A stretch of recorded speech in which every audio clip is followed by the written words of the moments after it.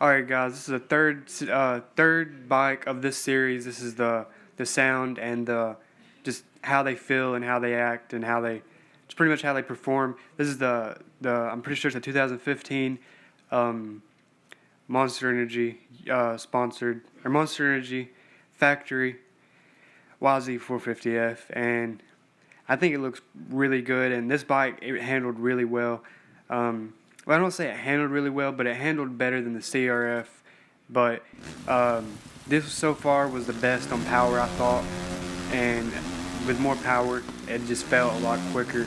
I've tried out some other bikes since recording this, and I think I've already picked out the best one, but I'm not going to say it until y'all see it.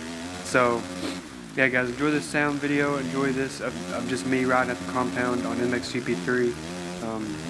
Have another one out maybe tonight, maybe tomorrow, not sure yet, just stay tuned for that.